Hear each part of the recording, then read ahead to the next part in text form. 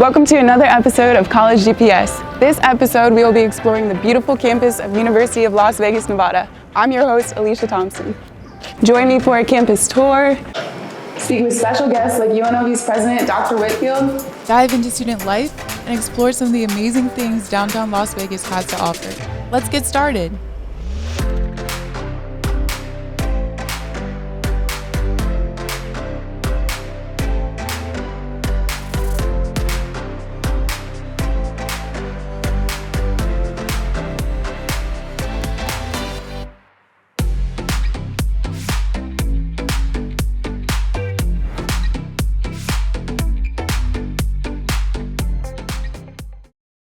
I'm here for a campus tour with Jason DeMaria. I'll let him introduce himself to you and say a few words before we get started. Good morning, everybody. Thank you for being here to join me on a tour. As she mentioned, my name is Jason DeMaria. I am the Student Engagement Specialist here at UNLV. I got my undergraduate here in Business and Marketing. I'm currently pursuing my Master's in Public Administration. I'm so excited to show you my favorite campus, so let's get started. Okay, so the complex that we are in right now, this is our Student Services Complex. We have 3 different buildings, all very important for incoming students. The building to our right, the building on this side, this is our Office of Admissions, otherwise known as SSC Building B. And inside the Office of Admissions, you will find your admissions counselors, whose job is to help assist you in coming to the university. It's where you are going to drop off your transcripts from your high school, transcript from your previous institution, and basically ask any questions about becoming a student here at UNLV. The building across from the Building B, which is the Office of the Registrar, otherwise known as SSC Building C, they take in your shot records, they assist you in changing your last name. Let's say you get married. They're the ones that send you your diploma after graduation. So whenever you graduate, when you're waiting for your diploma in the mail, you can go ahead and send them a message to make sure that you get it on time. So let's say you're ready to come to college, you're ready to come to UNLV, but you're not entirely sure what you want to major in. It's completely okay. You'll apply as an exploring major, and then your academic advisors will be in our Academic Success Center. And what they do is they put you in a lot of our majors as your electives. So one of your classes might be a business class, and then an engineering class, and then a nursing class. And then after you take that nursing class, let's say you're like, wow, I really like nursing, the academic advisors there will help you declare yourself a nursing major. So the next building that we are going to enter is our Carol C. Harder Classroom Building Complex, and this is Building C. It was named after UNLV's longest serving president, Miss Carol Harder, so let's go take a look. The reason why the Carol C. Harder Classroom Building Complex is important for us to show students is because as a UNLV student, there is a very high chance you will have at least one classroom inside of this building. This building usually houses your general education classes like your math, your science, your foreign language. And we're gonna go ahead and take a look inside one of our classrooms, and you'll see that the class sizes are a lot smaller than what you would think of for a normal college-sized class. The average class size in here is about 20 to 30 students because our faculty to student ratio is 1 to 20. So for every 20 students, we have 1 faculty member. So let's take a look. So like I said, our faculty to student ratio is 20 to 1. And with that, it makes it easier to talk to your professors before and or after class. So you can talk to them about maybe how you did on a previous test or what's coming up on a future test. So the building we just exited was our Carol C. Harder Classroom Building Complex, Building C. Now right here, we have Building B and Building A. Inside of Building A, you have your larger size classes, your more stereotypical college size lectures. We can hold over 250 students inside each of those classes. That's where you will see a lot of your larger size lectures. And then in Building B, there's no academic classes per se, but there's 2 very important offices. The first is our Office of Information Technology. So that's where you go with any technology-based questions such as resetting your password. And we also have our Office of International Programs, where if you'd like to study abroad, we have over 30 countries available on every continent except for Antarctica. So if you want to study abroad, go ahead and take a look inside of their office and you can see maybe what scholarship packages they offer for certain countries.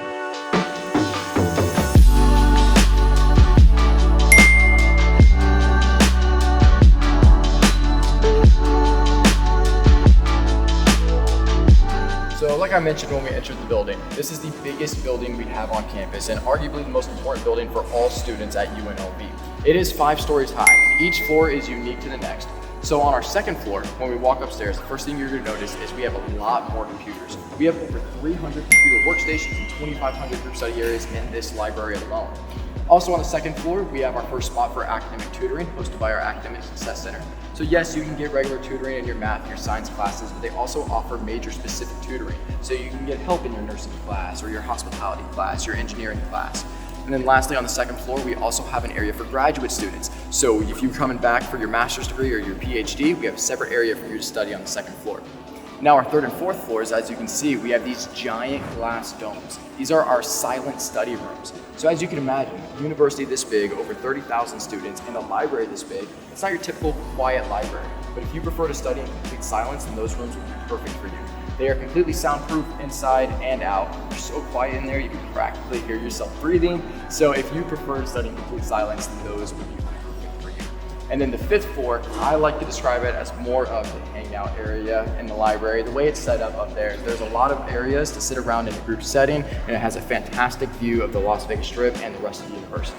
So Jason, if this is a library, where are all the books? You know, that is a fantastic question. So we did want to make room for all of the computer stations and group study areas that we have. So we decided to put the good majority of our books in what we call the laser system. So it's this room that we are approaching right now. And it stands for the Lead Automated Storage and Retrieval Unit. And it can hold over 1.2 million books inside this room alone. And it's currently only about 1/3 of its capacity. So still a lot of room for a lot more books. And how it works is it works just like the door grabbing system from Monsters, Inc. if you're familiar with the movie. So if you need a book, you just go to our circulation desk, tell them what book you need, and they will send a code straight to this giant 4-story tall yellow robot, and you'll get the book you need in a matter of minutes. The reason why that's so significant is because other universities with a similar system, it's off campus somewhere. So it can take you 1 to 2 weeks to get your book, whereas here, 20 to 30 minutes, which really comes in handy for all my procrastinators. You know who you are. I am one of them. So the newest addition in our library is our Makerspace and Multimedia Studio. So in the Makerspace, you can do things like 3D printing, laser cutting, vinyl cutting, sewing, etching, and more. So this is our 3D printing studio.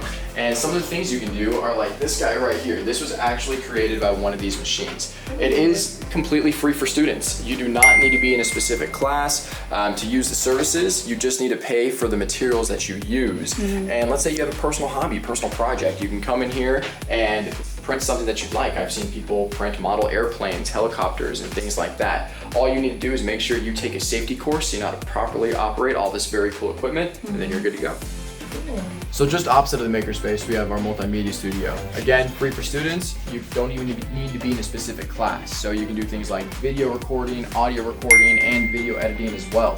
So if you have your own podcast, YouTube channel, or you're just really into video recording and video editing, you can go ahead and use these services. So now we are on the second floor of our library. So like I said, we have over 300 computer workstations and 2,500 group study areas. The main group study area is what we are in now. It's very popular, especially when you have the semester full, a lot of students that are in clubs and organizations. They'll be up here with people in the organization that they are a part of. There are charging ports literally every 2 feet all over this room, so you never have to worry about your laptops dying, your phone dying, or anything like that. So another area on the second floor is our tutoring area. So of course you can get regular tutoring in your general core classes like math and science, but what's really cool about this area is that they offer major specific tutoring. So you can come here to get help in your hospitality class, your nursing class, or even your engineering class if you need it.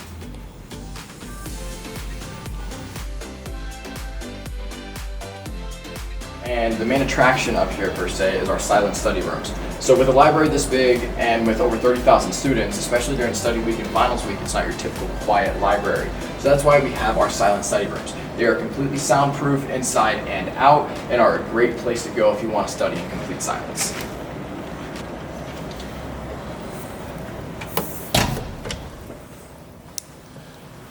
As you can see, even walking in here, it just sounds different, sounds deafening. There's no sound at all. Up here on the 5th floor of the library, I like to personally describe it as more of like the hangout area because there's a lot of room to sit down in a group setting. So if students have a lot of time in between classes, you'll see them up here hanging out with their friends, studying for class. And it also has a fantastic view of campus and the Las Vegas Strip.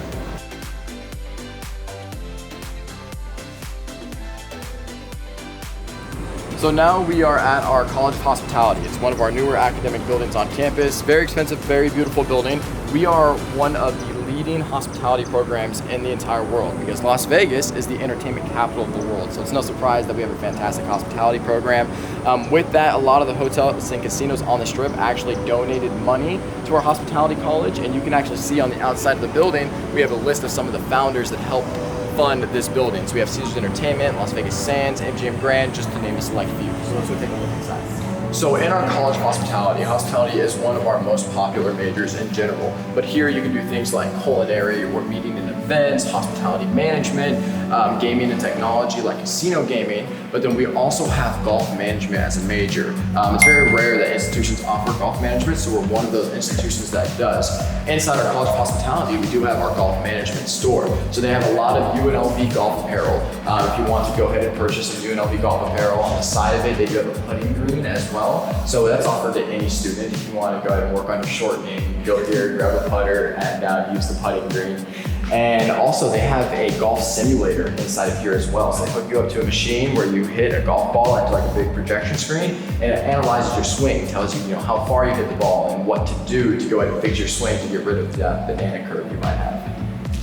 So Jason, you guys have some pretty famous alumni. Can you tell me a little bit about that? Yes, of course. So we have had, some athletes that of course go professional, but I think one of our most famous alumni is Guy Fieri, who is the host for Diners, Drive-Ins, and Dives, Guy's Grocery Games. And with that, we have culinary. The kitchen's behind us, one of our bigger programs in hospitality. Now, unfortunately, when Guy Fieri was here, this building was not open yet. This building just opened in January of 2018. But he is a famous alumni in our hospitality culinary program. So the fourth floor of our hospitality building is very popular. Even if you're not a hospitality major, it's a fantastic place to take pictures, to sit around, eat, hang out with friends, study. I took my graduation photos here when I graduated with my bachelor's degree, but it has a fantastic view of the rest of campus, the Lead Library, the Stratosphere, and even the Las Vegas Strip. It looks amazing right now, so you can only imagine how great it looks at night.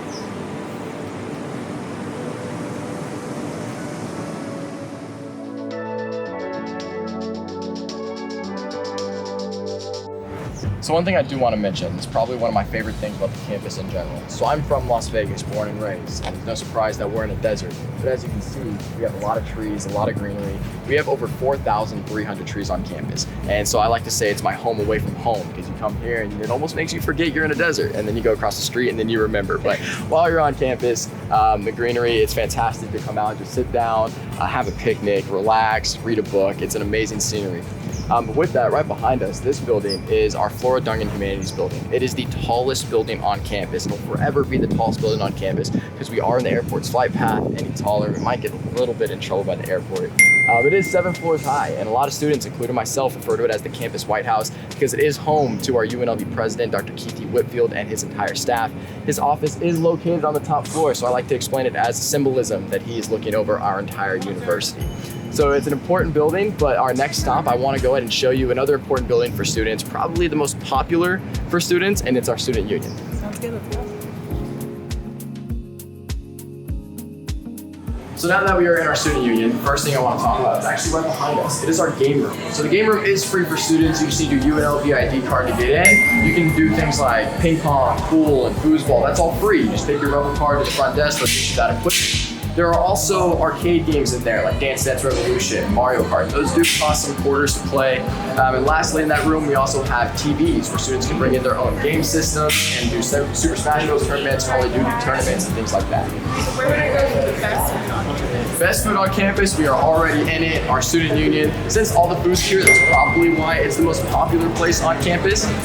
We have Starbucks, Subway, Wicked Eats, Greens to Go, Sushi Burrito, Taco Bell Steak and Shake, Panda Express, and Jamba Juice. These are just the options inside the student union. We still have a lot of options on or around campus as well. So right now we are inside of our Dayton complex, which is where a lot of our first year students will live on campus. So how the room is set up is this is a suite of 4 people. So you have 2 people in one room, a shared bathroom, and 2 people in the other. What's important for everyone to know is that all of our dorms are co-ed. But what that means is the 2 people in this room and the 2 people in that room will always be the same gender. But the people across the hall or right next door might be opposite gender. That's what we mean by co-ed. But if that does make anybody feel uncomfortable, we do have special interest floors such as an all-female floor, an all-gender neutral floor. We also have like an all-business floor, an all-honors college floor. So not only do you have the freedom and the liberty to choose your roommates, but you can also choose who you live around as well. In the Dayton complex, we do have the ability for our students to, of course, use the washer and dryer machines, and those are free for students here in this complex. You don't have to pay to wash your clothes while you're here. That's so nice. So we have one more spot on our tour today, and I'm so excited we saved it for the end because you know what they say, it's the best for last. It's my favorite building to show everybody. It is our Student Recreation and Wellness Center, and most normal students just call it the gym or the rec center, and it's 4 stories tall, and we're gonna go inside, and I'm excited to show you around our rec center. All right, let's go.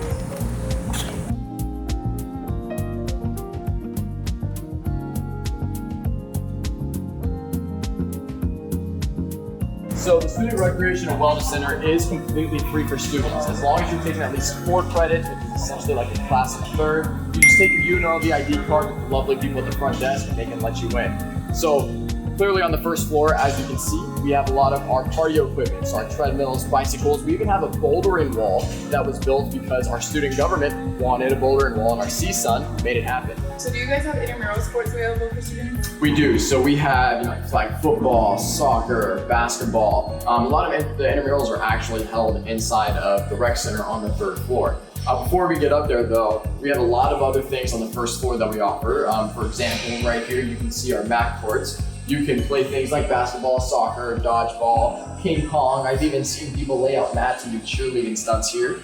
Across from it, we have our racquetball courts. Have you ever played racquetball? Never. Never. It's super fun. You wanna go right now? Oh my goodness, don't test me. Don't tempt me, because I would love to. You just take like a tiny rubber ball with a tennis racket, you hit it as hard as you can, it flies off the wall, and it's super fun, super exciting. Now, the best part of our 1st floor, like the hot spot per se, it's actually right in front of us, is our indoor pool. So it is a heated pool, which means you can swim here no matter what the weather is like outside. You can see it's a 6-lane lap pool right here. There's a jacuzzi right there in the back, and then on the left-hand side, we have a leisure area as well as a whirlpool. So you can get exercise swimming against the current if you want. As long as there's at least one person in the water, there will always be a lifeguard on duty, which is also another great on-campus job opportunity if you have any lifeguard experience or if you want to be a lifeguard and get AED and CPR certified. Right now we are walking on our 2nd floor. So as you've probably been able to tell, this is the strength training area. We have, the old-fashioned weights where you manually put the amount of weight that you want to lift. The newer weights where you take the metal stick, put it in your desired weight, and you can lift that way. Also on the 2nd floor, we have all of the rooms for the classes that we talked about on the 1st floor. So the yoga, the Pilates, the boxing classes, those are all up here on the 2nd floor as well. Also on the 2nd floor, we have our UNLV Wellness Zone. So inside the Wellness Zone, they have 4 massage chairs. So free for students. So if you want a 15-minute or a 30-minute massage before or after a workout, you can of course go there for free, of course. Wellness isn't only being about physically fit, but it's also being well mentally and emotionally. And the staff inside the Wellness Center, they help you with all of those services they provide.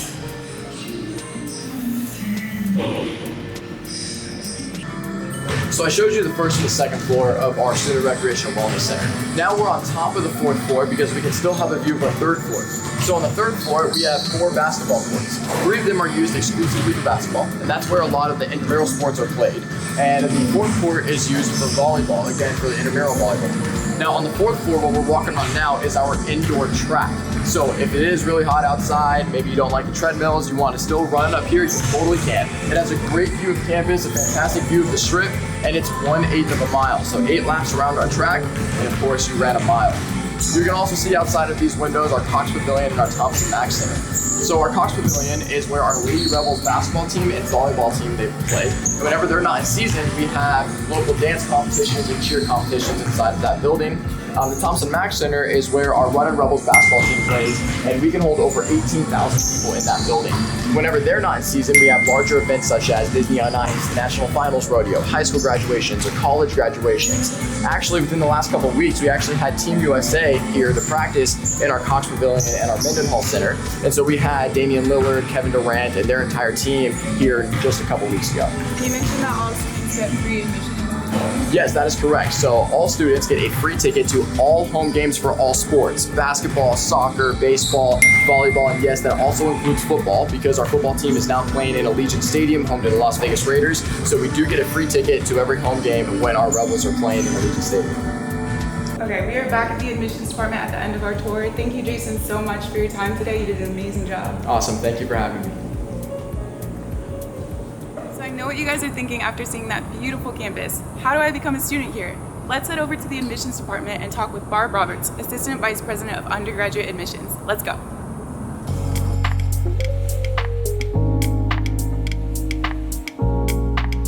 Okay, thanks for sitting down with us today. Could you introduce yourself to us and a little bit about how you came to be at UNLV? Absolutely. My name is Barb Roberts, and I am the Assistant Vice President for Undergraduate Admissions and Financial Aid Services. I moved to Las Vegas about 11 years ago and started working at UNLV right away, and have just been here ever since and loved every minute of it. Perfect. Okay. What unique programs would you say are a draw for students potentially looking at UNLV over a different school? So I think there are some really amazing opportunities for students who choose to come to UNLV. And that does include some unique programs that not very many institutions across the nation have. One of them is our Entertainment and Engineering Design program, or it's kind of an overlap between engineering and fine arts, and you sort of learn all the inner workings of things like the amazing shows that happen on the Las Vegas Strip. We also have the Pro Golf Management program, which fewer than 20 institutions in the nation have, where when students graduate, they actually hold a PGA card for the PGA Tour. Okay. So those are probably two of our most unique programs, but we have many other majors and minors that not a lot of other institutions have. We also have, like I just mentioned, the amazing opportunity for students to be involved in things on the Las Vegas Strip. Some people might be a little like, oh, the Strip, we're not sure, but it's actually what we call our largest living laboratory. All of our students, no matter what their major is, have an opportunity to be involved in some way on the Strip, whether that's from healthcare, all the way through accounting, and of course our hospitality programs. Perfect. What types of need-based or merit-based scholarships are available to freshmen or transferring students to UNLV? So first off, of course, we want students to complete the FAFSA. That's where a lot of students, of course, get their need-based aid. But we also recognize that there's a large number in our population in particular that may not be able to file a FAFSA. So we have what's called an alternate need form for students who are ineligible to receive federal aid, that we can evaluate them for need-based aid as well, that comes from the institution itself. We have scholarship programs both for academic prowess, that come from the institution, and then also from other departments and majors specifically. And then we have need-based scholarships as well. Okay. Are there specific admission requirements for different majors, or is it all the same? At UNLV, we don't admit students into a full program. Most of our majors come in as pre-majors. So we actually have one admission criteria for all students to come into the university. And from that, if they choose to, at the point that they're ready to apply to a specific program, then there are programs that after your sophomore year in college, there are programs that have specific GPA requirements. Okay.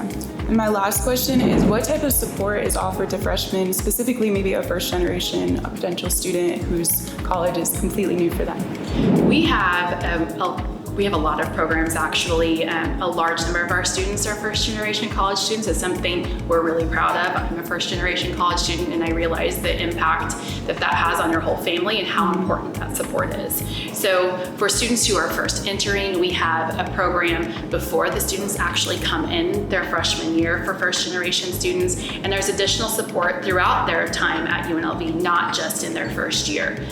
We have free tutoring, free supplemental instruction. We have subject matter librarians, so no matter what you're studying, there's a librarian that's an expert in that area to help you do research. And I think one of the best things that we have that not all institutions have is we do have a community that are professional academic advisors. So some institutions use faculty advisors, and the faculty are creating curriculum, they're teaching classes, they're grading papers, and then they're also trying to advise a student on what classes to take and how to finish their degree. At UNLV, we have professional academic advisors where their only job is to make sure that students are really progressing towards completing their degree. And we think that that's an amazing benefit for our students. Yeah, well, that is all I have. Thank you so much for sitting down with us today. Thank you. Yeah, of course. Support in college is so important, and there's no better support system than TRIO. We're here at UNLV's TRIO facilities to speak with Keith Rogers, Deputy Executive Director here at the TRIO facilities at UNLV. Let's go.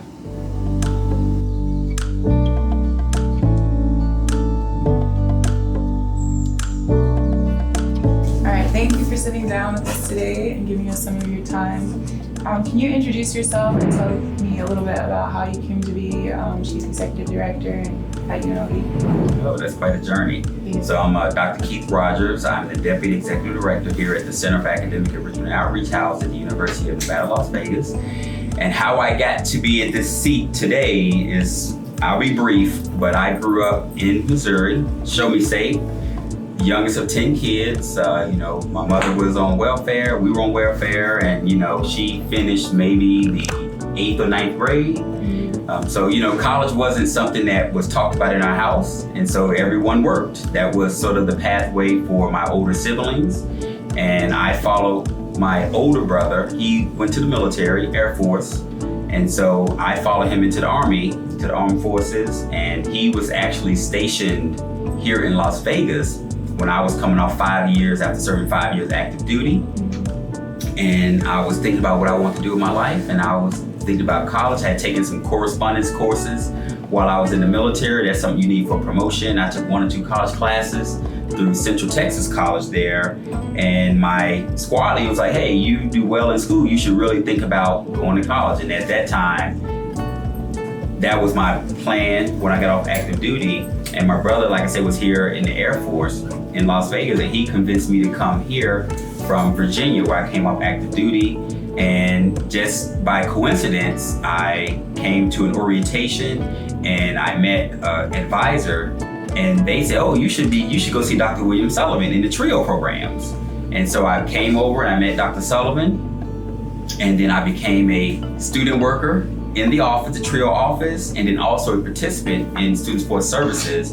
And just through all that support, I was able to successfully, graduate college. And when it came time to graduate, Dr. Sullivan was like, well, have you thought about staying? What do you want to do? And he said, we have some growth going on here, and maybe you want to stay. And as they say, the rest is history. I ended up staying. That was back in '99 when I graduated college, and 22 years later, I'm still here. Mm-hmm. So your first interaction with TRIO was at UNLV? My first interaction at TRIO was UNLV. Okay, gotcha. So for a lot of students that TRIO interacts with, and it looks like your story as well, higher education is kind of something unattainable or unreachable or not really talked about in the house. So what would you say to students who are, maybe they want to go to college, but it just seems like a distant goal? Yeah, and our philosophy is, and my philosophy is that, all students have the potential to succeed. It's just a matter of, giving them that exposure to things that they may otherwise not be aware of. And, whether it's career, whether it's education attainment. And so one of the things that I believe is that, if you instill that exposure or give students exposure, and you give them the confidence that he or she can succeed with supports, then they can go as far as they desire. And that's one of the first lessons that we speak with our students as early as the 6th grade is, number one, you have the potential to be successful. We just want to help you determine what is success for you. And whether that's college, whether it's career.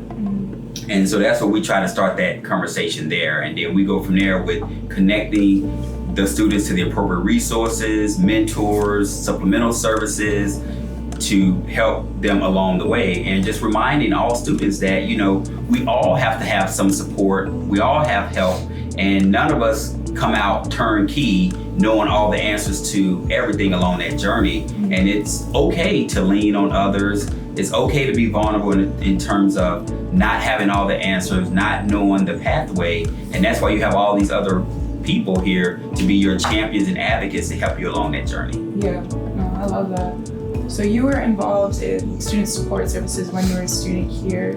How would you say being a student in TRIO has, changed your perspective now that you're a director working with these students? Well, probably one of the things I complain or whine about to my team a lot is, when you sort of get in the position that I'm in, sort of a senior administrator, you don't get to interact with the students as much. Mm-hmm. You're more advocating for resources, you're clearing the pathway for the staff who are working directly with the students to be able to be successful. Mm-hmm. And most of your interactions are with other adults and not the students directly. So that's one of the things that in this role, I wish I could do more of that. And I do try to do that as much as I can. But really, having gone through the TRIO program and being an alumni, it's really gave me more of a passion to make sure that as many students as possible have the same opportunities that I had, because I see myself in every incoming freshman class. You know, at UNLV, we have such a high percentage of first generation low income students coming in, and I was one of those students back in '96, and had someone not wrapped their arms around me to help support me, I may not or would not have graduated and would not have gone on to sort of have the experiences that I've had and the career that I've had so far. So I feel it as an obligation that I have to do as much as I can to advocate to give as many students possible the same opportunities that I had.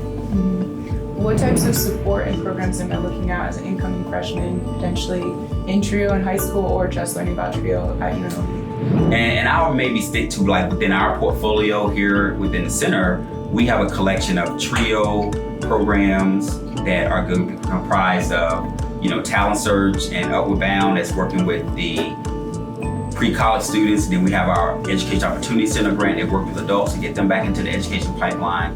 And then we also have, outside of TRIO, GERO, which is Gaining Early Awareness and Readiness for Undergraduate Programs in our portfolio. And collectively, you know, those programs work to prepare students to be successful wherever they decide to go to college at. But for those students who decide particularly to come to UNLV, we have another collection of programs in our portfolio to support college students. And those would be, you know, we have 2 Student Support Services grants to work, a regular grant that works with all majors, and then we have a STEM and Health Sciences grant that work with those students in that discipline. And then we also have a National Science Foundation grant under the Lewis-Stokes Alliance of Minority Participation.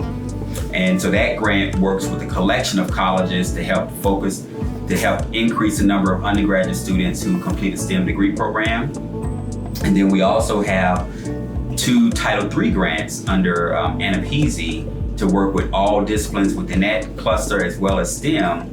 And then lastly, we have our Ronald E. McNair Baccalaureate program. And you know, so that collection of programs, we work with maybe 3,000 students a year to provide all those same supports, you know, intensive proactive counseling, tutoring, grant aid, scholarships, priority registration for your classes, and a host of other services as well. So in total, how many programs are we looking at TRIO?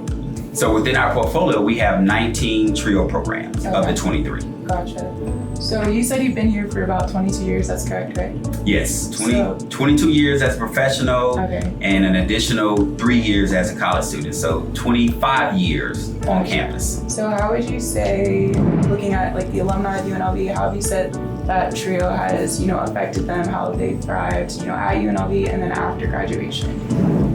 And so for the alumni, for students that have been through our program, who have gone on to complete their degree programs and sort of remain in contact with us or in some capacity, and we have a lot of our students who graduate and they are actually administrative faculty here on campus. Also, we have some of our previous students who are actually teaching faculty here. We have some of our students who are actually working within the TRIO programs within the center, giving back. And we also have a number of alumni who are local who also come back and help with, you know, they serve as guest speakers, mentors. In particular, we have one alumni, Yuri Clinton. He actually gives a scholarship every year for the past 20 years to support our high school students going off to college. And so those are some ways that our alumni give back on a regular basis to support these programs and its continued success. So my last question is, what would you tell like either a current Upward Bound or Talent Search student, or someone who's never heard about TRIO but is, you know, a potential candidate? What would you say to high schoolers transitioning into a 4-year institution? You did it obviously, so what would you say based on your experience and, you know, what you've seen others do? And what I would say is, number one, you have the potential to be successful at a 4-year college or university. Number two, it's okay not to have all the answers. It's okay to ask for help, because, you know, if you look at a university, that's why you have a writing center, that's why you have tutoring labs. It's to support students, your success. That's why you have college advising centers. And the one thing I would encourage and employ all students to do is to really take advantage of all of those resources and not look at it as you're less than on campus because you have to use those resources. They're available for all students. And I'll give it a personal example. When I was working on my doctoral degree, I went to the Writing Center every week to sit down with the Writing Center team to get feedback on my writing, to help me. And had I not done that, who knows, I may not have finished my dissertation. And it's just a matter of understanding that that's the norm, to be uncertain of whether you're going to be successful. It's the norm, being uncertain of, did I pick the right degree? It's the norm to question whether you should switch majors and whether you should join a student organization or activity or co-curricular. That's all part of the college experience, and that's part of learning, growing, and becoming a successful adult. Yeah, well, that's all I have for you, but thank you so much for your time. Is there anything else you would like to say? Yeah. About TRIO that we missed, maybe missed or didn't cover?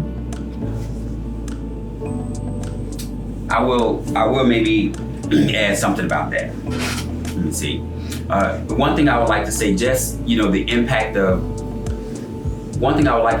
impact of these types of programs like TRIO is you can never, I think, accurately capture the impact of these programs on the lives of the students that are within these programs. And I've given sort of my story, but there are hundreds of thousands of students that have gone on to become professionals in all sorts of industries, political leaders, community leaders, university presidents. And were it not for these types of programs, who can say whether we would have realized the real potential that's within these students from these different socio-economically distressed communities. And TRIO just, you can't put a value on that. And I'm thankful that our political leaders had the foresight to put these programs in place. I'm thankful that the university went after these grants and maintained these grants, and I was able to benefit from these grants. And now I can continue to give back to students who are similar to me with the same potential. And sky's the limit.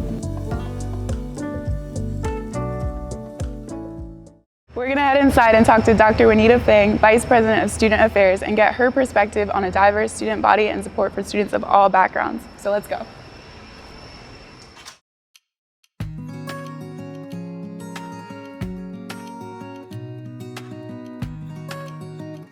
Okay, so Dr. Fang, first, thank you for being here today. My pleasure. Would you mind introducing yourself to us and saying a little bit about how you came to be in this position at UNLV? Sure, I'd be happy to. I've been at UNLV, I can't believe it, for starting my 26th year, not in this current position. I started in 1996 as enrollment management, and then had various positions in administration, and then most recently, for the past 10 years, I've been Vice President for Student Affairs, and as of April, just interim Chief Diversity Officer. But during my time here, in the 25 years that I've been here, I've been committed to and involved with diversity work at the university.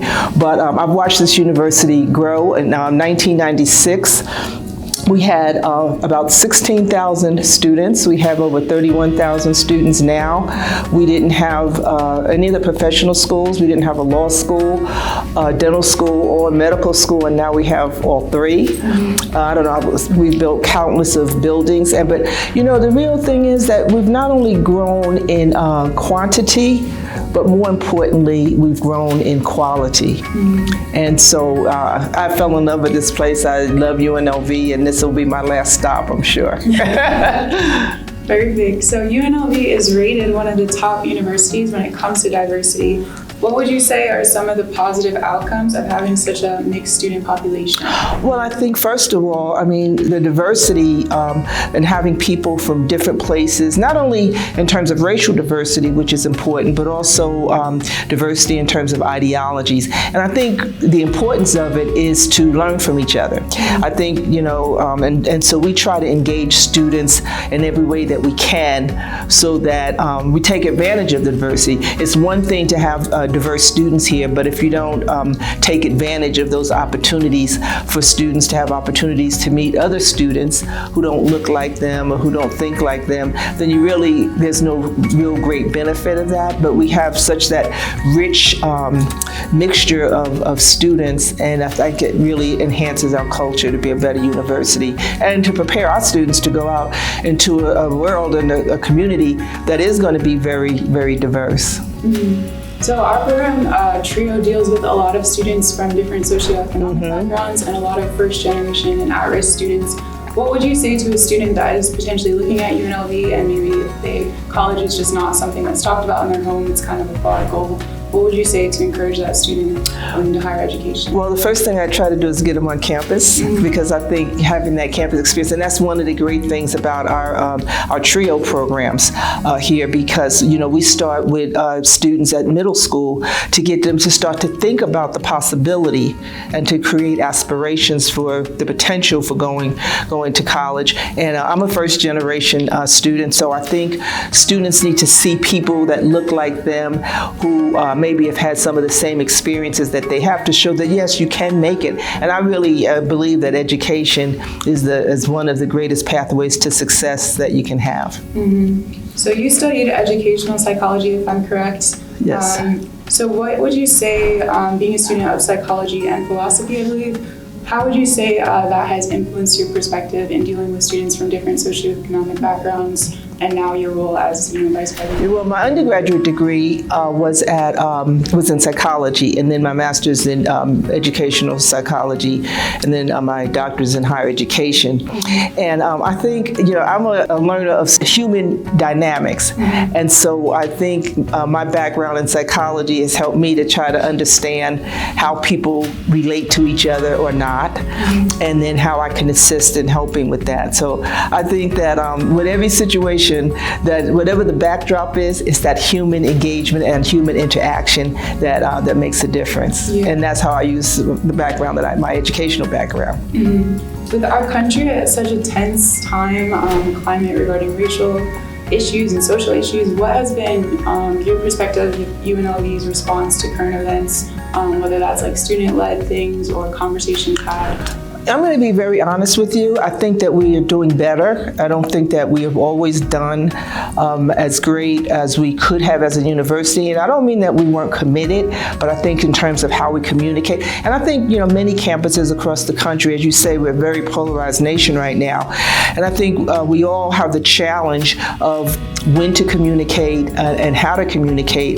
But I feel strongly that as a university, that we have to embrace our values and take a stance on issues. I think, many universities and colleges have been a little reluctant to take a stand because it might be considered political, but I think we have an obligation as a university to state our values, and if we don't agree or if we don't support a particular thing, we need to say it, and we need to say why.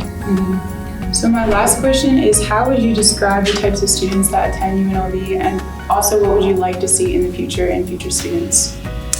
Well, I think, we're an urban campus, and so we don't have as many students actually living on campus as I would like, because I think being on campus, you have a stronger sense of community and connectedness that you can have with, with students who are commuting, but I think it's more effective if you can get more students who come to campus and stay.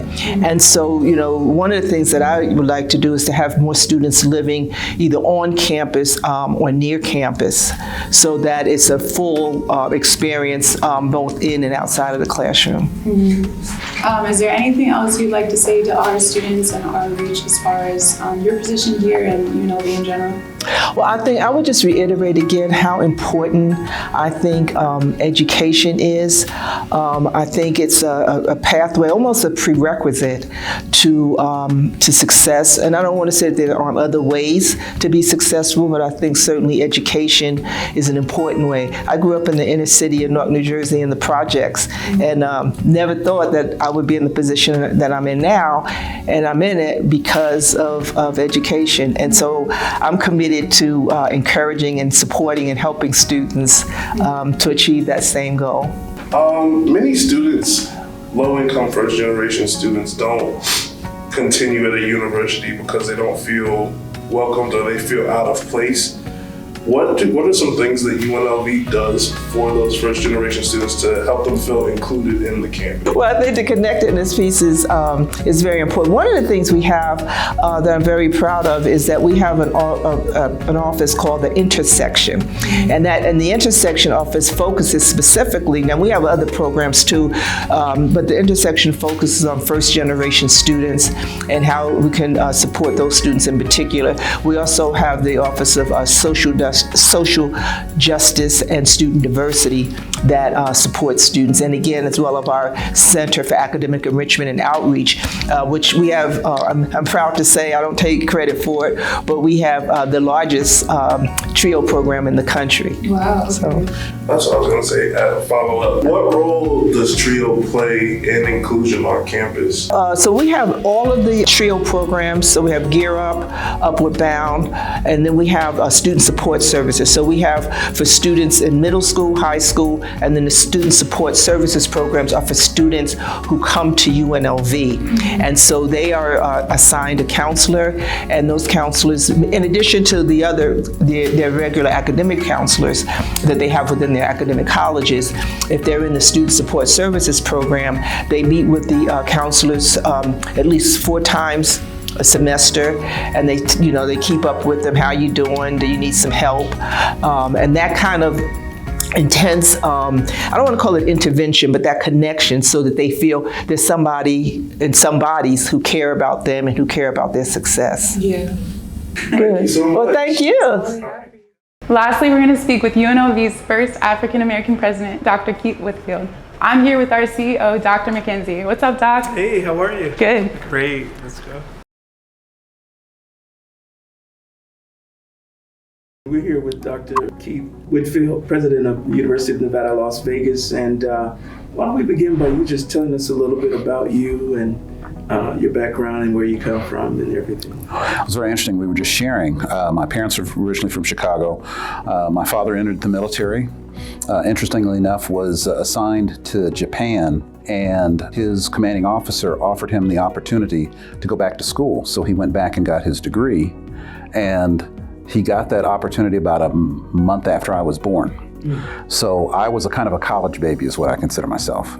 I ended up going and doing my undergraduate at the College of Santa Fe in Santa Fe, New Mexico. So it was a wonderful small school that no longer exists. Then did my graduate work at Texas Tech University in Lubbock, Texas.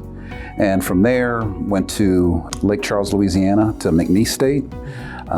Decided that I really wanted to get even more education, so I went and did a postdoc back at the University of Colorado, actually, interestingly enough, about 30 years after my dad was originally there. He came and went with me. It was a very interesting kind of walk down memory lane. And that opportunity launched me into going to Penn State University, where I was at, and went from being an assistant professor to a full professor. From there, I went to Duke, and was at Duke for about 10 years, where about halfway through I went into the provost's office and became the first black provost ever at Duke. If you can imagine that in 2011, it's kind of interesting. Yeah. Then went to Wayne State University and was kind of unofficially the first black provost there. There was a person who was one for 3 months, and so you can count her, or you can not count her, whatever you want. But at that time, and this is a very unknown fact that I've shared with very few people, our university was the only university in the country with a black president and a black provost at a Research One institution. So we went about our work on that front quietly, but really went to make a change. And then last year, actually, my anniversary is tomorrow, that I was named as the 11th president of the University of Nevada, Las Vegas. Congratulations on 1 year anniversary. Congratulations on being, I think, the first African-American president. Every time somebody says that, I say, I just don't want to be the last black president. That's an awesome response. What are you most proud of at this university? The part that attracted me the most was the diversity. We rank in the U.S. News and World Report as tied for the second most diverse campus in the country. There are a lot of very diverse campuses. I love the acknowledgement, but there are diverse campuses. We are one that's very, very diverse. I think even in terms of African Americans who tend to be a minority still in that group, but larger than what you find at a lot of other major universities. Hispanics are over 30% of who we are, which starts to look like what this country is going to look like. So what I really like about it, it's what I brag about, it's why I get up in the morning, it's why I get excited about what I do, is that we will be able to help what our country is going to look like. We will be able to foster growth and development in young people and middle-aged people and older people, whoever wants to come, in great ways, providing a great education for them and being able to then make people's lives better. I think the other piece is that I well know from my experiences in Detroit in particular, but here too, when you help those individuals, you don't just help the individuals, you help their families. One of the things that we brag about a lot is that we continue to be doing better and better on this social mobility scale. And that's people who are coming from modest means to being able to have higher means. And we do very, very well on that. And that's a sense of pride of that this is an opportunity university. We are doing a lot of things, even in these very, very tough times. We're actually making some very good progress on important areas like innovation and entrepreneurship, helping this great city to diversify. In addition, great cities have great educational partners that then end up having very, very active communities that are diverse in terms of their educational attainment and the jobs and the opportunities that they have. And so I like being a part of a university that does that for a city. Well, that's awesome. That's one of the reasons why we chose to come and visit UNLV and kind of chronicle what's going on here.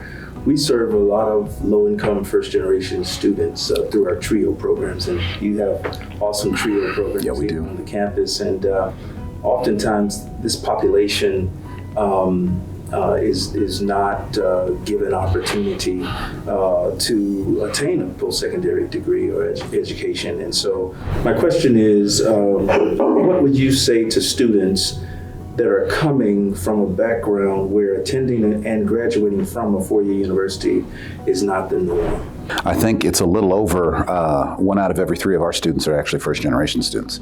And the challenge of that is that you don't have, a mom, a dad, a auntie, a tia, whatever it may be, that can tell you about that practical experience of what it means to be able to matriculate through school. I think the thing that is, you guys have an incredible impact on those kids. The important piece for that is for them to know that for any university they go to, the university is there for them. I know that that's the way we are here at UNLV. That's one of our hallmarks. And that the hardest thing, and I'm not a true first generation. My dad went back as an adult, so I'm almost like kind of sort of first generation. The biggest part is being able to know who to ask questions of.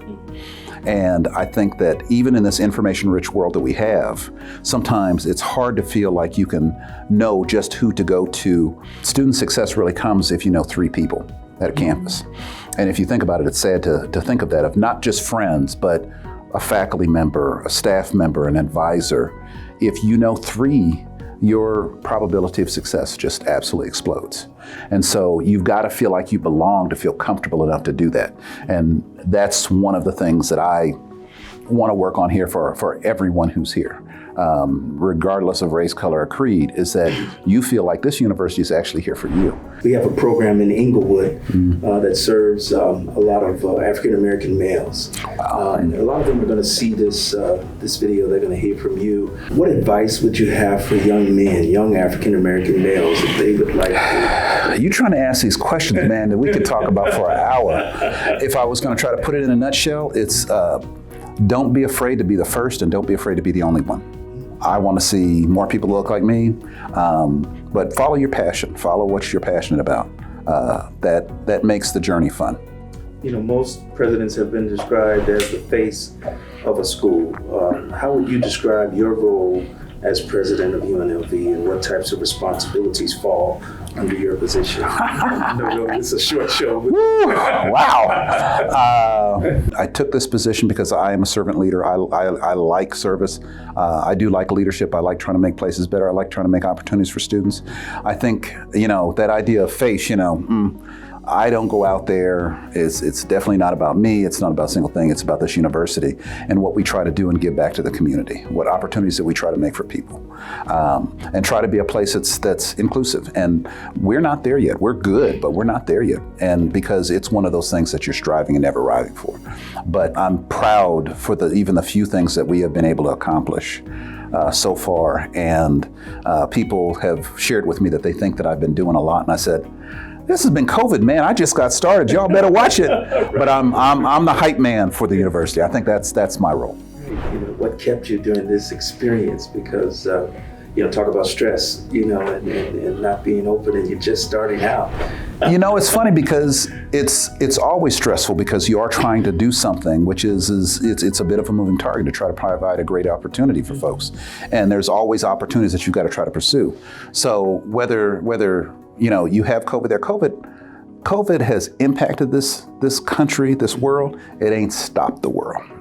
And so you just can't stop that. And for me, it's no more, no less stress than any other time, but we're committed to trying to figure out how we can pivot from COVID and be even better rather than pulling back because of COVID, or, we can't do as much because we have to be afraid. We can't be afraid. We just have to start being bold, and that's what we're trying to do.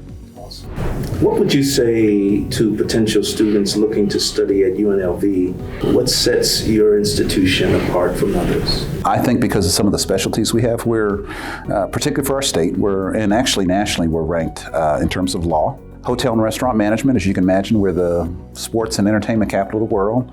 So one of the things that we have as strength here, has been a strength for a long time, is the hospitality industry training that's done here. We're ranked second in the world. I mean, this is really an incredible place. There's a number of others. We actually even have a very good education program, and our fine arts. Interestingly enough, our jazz band is like one of the tops. It keeps winning awards for things. And so there's a number of different excellent programs. I think one of the things that we do well, and this is what people get stressed about with me, is that we'll do it well and I want to do it better. Is being able to make sure that students understand what that pathway looks like. One of our focuses is on student success, and if you do that, you've got to measure yourself in some kind of way. So we measure 6-year graduation rates, and we've improved significantly in the last 10 years. In the next 10 years, we're going to do even better. What's one thing about you that most people don't know? There's two things. One, it's gotten to be weirdly known about me, is I'm a car guy. See, this is how I'm going to blow up my YouTube hits. If you look at Cruising with the Provost, that was from some time that I spent at Wayne State University. I actually have a 1971 Chevy Suburban. And what I did was I put a dean next to me, and we drove around the campus talking about their college. And so people are like, you must really like cars, So there's that, and I have a few. I don't have a lot yet. I have a few. And I'd say the other thing is that I do like the outdoors. I have a camper. I like to fish. I learned that from my grandfather, actually out of Chicago. He had a big truck camper that used to sit. I don't know how he got it down them Chicago alleys to park in his backyard, but he had a camper and had a boat for a long time too. But it's probably those two things. I think everything else people know about me. I'm a simple guy other than that. Awesome. I do have one final question. What advice do you have for graduates entering the job market today? There's a number of things. One is to consider an advanced degree, particularly in fields like business, and we see that here at UNLV. We have a great business program here. Bachelor's degree is good. Master's degree, an MBA, starts to almost become just the standard. So you need a little bit more of that graduate education. I think the other thing entering the workforce is that before you enter the workforce, get as many other exciting, interesting things that you can find to do. I, over the years, have made interesting connections with a lot of tech companies like Microsoft and Google and Amazon, and talked to their executives and said, what are you looking for in students? How can we make our students more competitive to you? And they said, it's not about what their major is so much so as, one, that they're an interesting person, two, that they show leadership. It was funny, it was soft skills sorts of things. And we're going to be working on actually offering soft skills for free just to our students. And so It is doing that one little extra bit. It's not just doing the minimum. The minimum is going to put you in the middle. Doing a little bit extra, those extra exciting, interesting things, challenging yourself, those are going to be things that put you at a competitive advantage when you're out there competing for a job. Wow, awesome advice. Thank you. Great. Listen, thank you so much. I just hope that you continue to have the success that you have. Thank you very much for what you do. Thank you so much.